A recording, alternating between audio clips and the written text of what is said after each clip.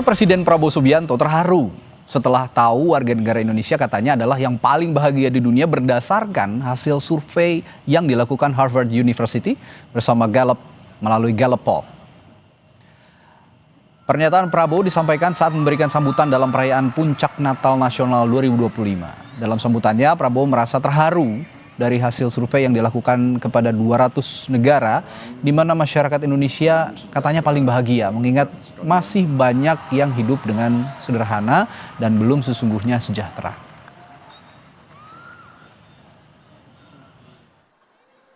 Sebuah survei dunia yang dilakukan bersama oleh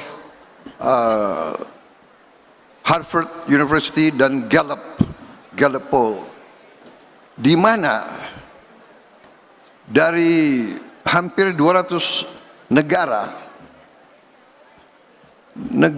yang rakyatnya setelah ditanya menjawab bahwa rakyat tersebut mengalami bahagia. Negara yang paling nomor satu di dunia sekarang, rakyatnya mengatakan dia bahagia, adalah bangsa Indonesia.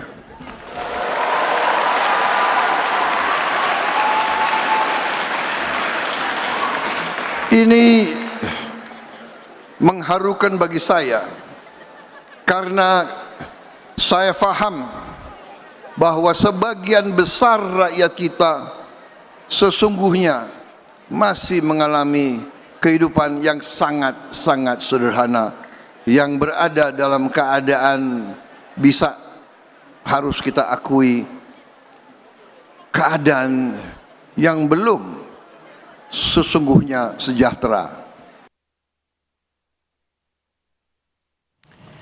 Lalu apakah pernyataan Presiden Prabowo ini berdasarkan hasil survei Harvard University dan melalui Gallup Poll itu sesuai dengan realita kita saat ini?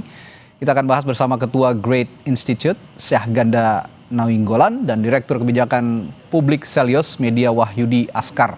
Selamat malam Bung Media, Pak Syahganda. Selamat malam Mas. Selamat malam. Selamat malam pemirsa ya. Baik, saya ke Bung Media dulu. Bung Media, analisis Anda melalui kajian Selyos, apakah survei yang disampaikan Pak Prabowo ini benar sesuai dengan realita? Kalau kata warga negara Indonesia saat ini in this economy, memang apakah benar sesuai realita? Ya, pertama saya ingin luruskan ya satu hal yang sangat keliru ya.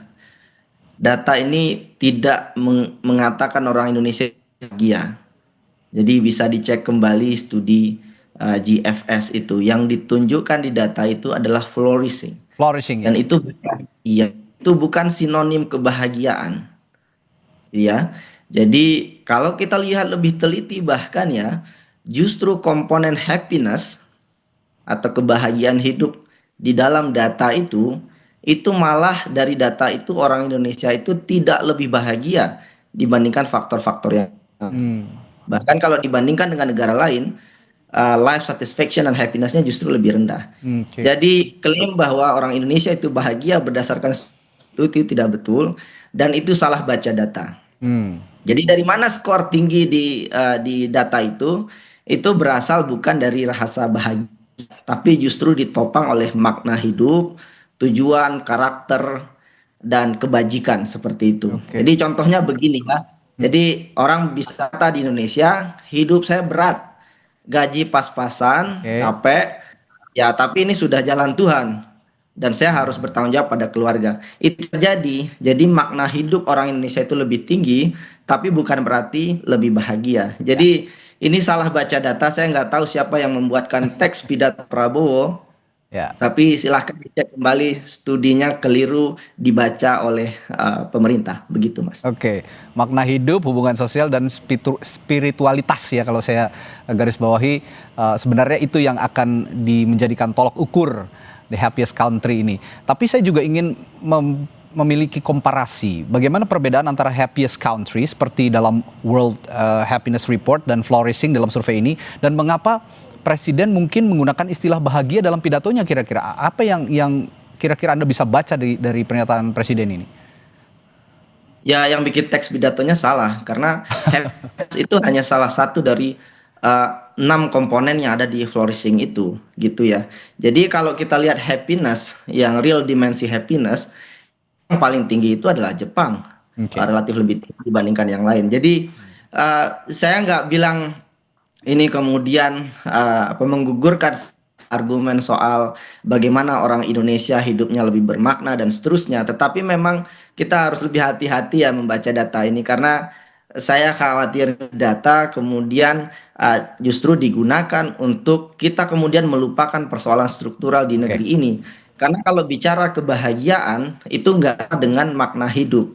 Hmm. Karena kalau kita bicara karakter ya, banyak studi psikologi, studi ilmu budaya yang mengatakan bahwa karakter masyarakat Indonesia itu yang eh, Oke. merasa bahwa ini sudah berjuang begitu ya, tapi ini sama sekali nggak berbicara soal kebahagiaan begitu. Oke.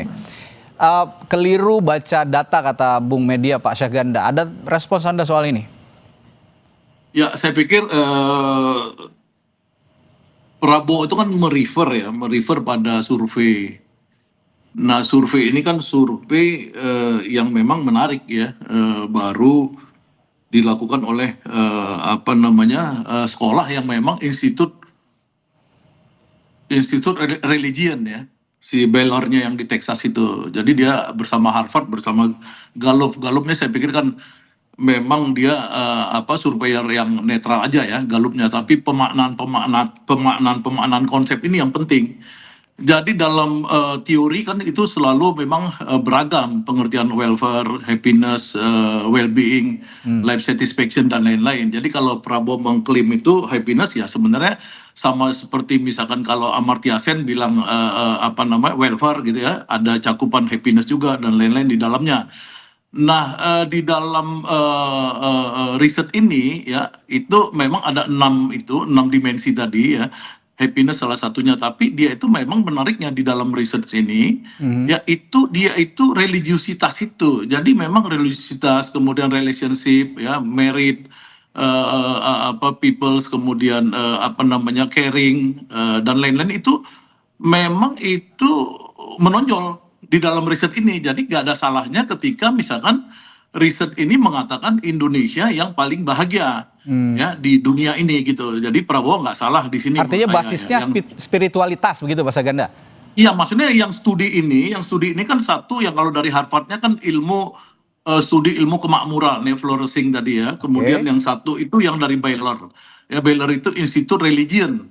Jadi Oke. dua ini coba memang menurut saya karena dia mensurvei 22 negara itu, dia mungkin melihat bahwa Indonesia ini sebagai negara beragama ya itu memang menjadi negara yang paling bahagia.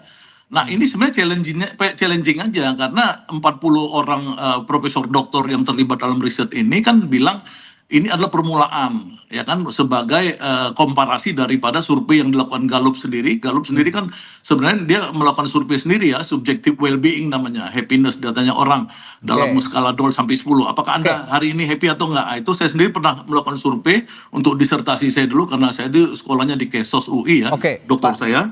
Ya. Nah, kemudian kalau dia itu modelnya Amartya Sen ya, dia itu memang arahnya lebih pada material.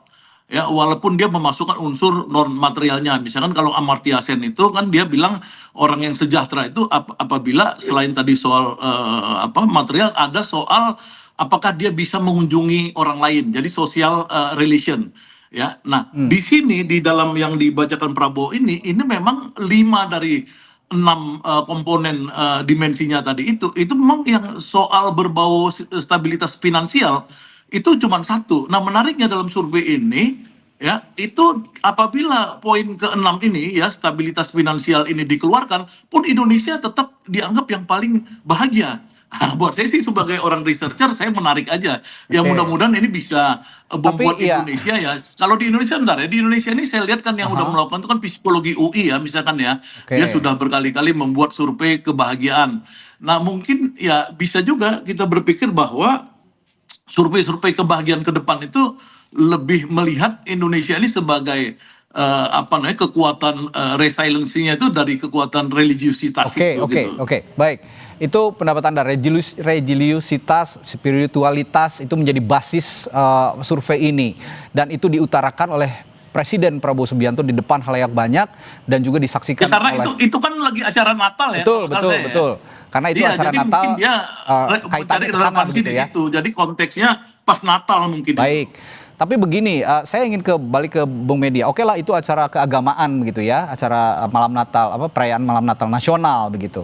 Lalu juga ini konteksnya kalau tadi kata Pak Syahganda ini religiusitas, spiritualitas. Tapi di dalam kondisi seperti ini, apakah tepat Pak Prabowo juga mengatakan hal ini di depan publik, di depan masyarakat yang disaksikan seluruh Indonesia melalui media? Menurut Anda, Bung Media?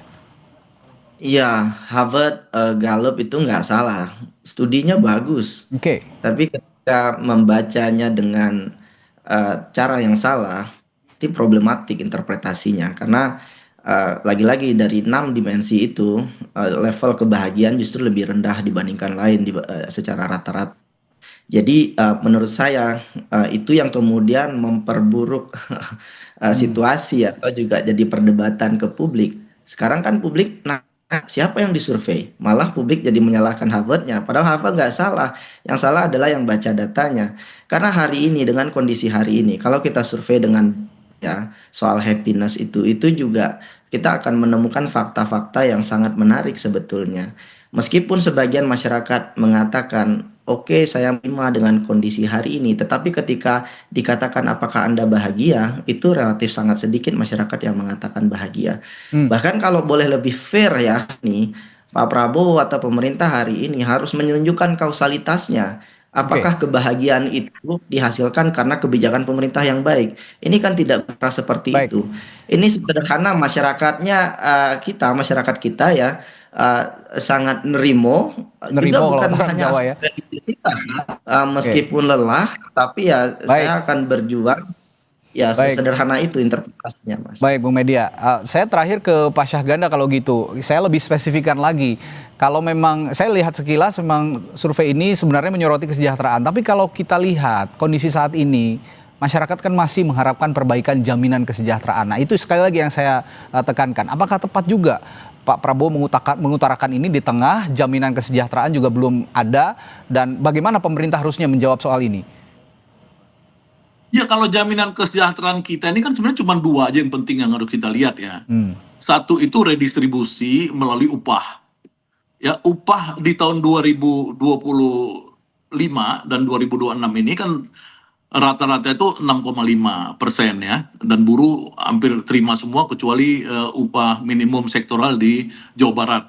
Yang Jumhur, Daeng dan teman-teman marah karena dianggap masih kecil. Tapi secara umum misalkan di Jawa Tengah itu 7,1% naiknya dan lain-lain. Jadi setelah Prabowo menaikkan 6,5% tahun lalu, dan tahun ini kemudian konstantanya dibuat 0,5 sampai 0,9, artinya dari segi kesejahteraan Prabowo kan coba berusaha. Yang kedua itu nanti memang problem ini adalah redistribusi aset ya. Bagaimana tambang-tambang itu bisa dimiliki rakyat.